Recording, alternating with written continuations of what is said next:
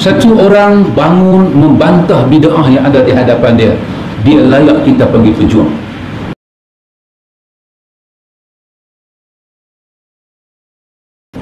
Yang ketiga, kata Yahya bin Ammar, ilmu yang menjadi ubat, ilmu yang menjadi ubat, dan pada satu masa dia tidak menjadi ubat. Ilmu apa? Dia kata ilmu berkaitan dengan fatwa, dengan nasihat. Orang bila berlaku musibah-musibah dalam hidup dia, dia berjumpa. Bila dia berjumpa kita, kita fatwakan hal dia. Masa kita fatwakan kepada dia, jadi ubat kepada dia. Kita macam mana keadaan saya ni, kita kata sabar, kita baca ayat Quran, maka benda itu akan jadi ubat kepada dia. Tapi bila dia tak ditimpa musibah, dia tidak mendekati ilmu ini, maka ilmu itu menjadi ubat pada satu masa. Kadang-kadang dia tidak membawa manfaat pada orang ini pada satu masa yang lain. Ini sentiasa akan wujud. Ini sentiasa akan wujud. Yang ketiga, kata Yahya bin Ammar, ilmu yang menjadi penyakit. Ilmu yang menjadi penyakit dalam agama ini. Ilmu apa? Kata dia ilmu kalam dan ilmu bid'ah.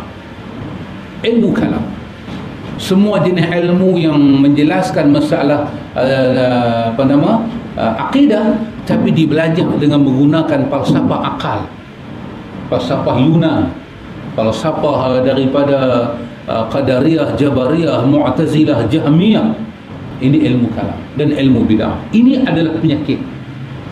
Dan yang kelima, kata dia, ilmu yang menjadi perosak kepada agama.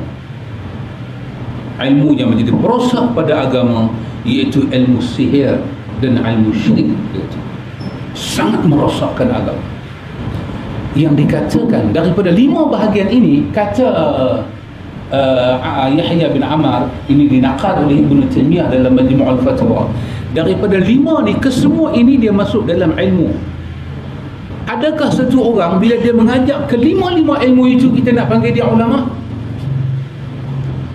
Kita kata dahsyat ulama ni, tauhid dia boleh mengajar, Quran dia, sunnah dia boleh mengajar, fatwa dia boleh bagi, ilmu kalam pun boleh mengajar, bid'ah pun boleh buat, sihir pun boleh buat, ulama syirik pun boleh buat.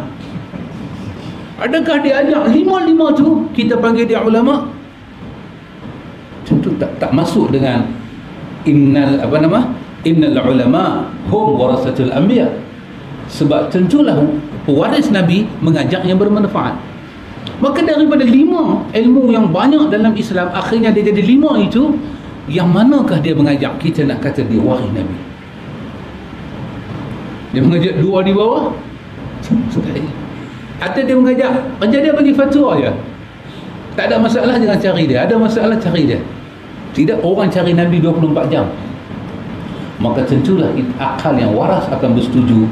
Warasatul anbiya itu ialah yang mengajak 2 di atas. Kalau begitu, kata Yahya bin Ammar, jelaslah siapa warasatul anbiya. Jadi kita tak perlu pening-pening kepala. Jadi kalau kita jumpa ramai orang bagi fatwa, dan fatwa yang dia bagi itu makin pelik, tinggalkan. Tak kira lah dia daripada mana, nama dia siapa. Walaupun nama dia hebat, nama dia Sayyidina Jibril bin Sayyidina Mikail, nama dia tu, kata jangan main, hang dengar nama dia boleh terkejut. Sayyidina Jibril bin Sayyidina Mikail, anak kepada Sayyidina Israfil.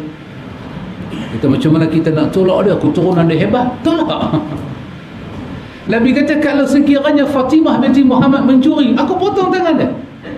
Antum tengok yang dikatakan kebenaran, yang dikatakan hak itu macam mana.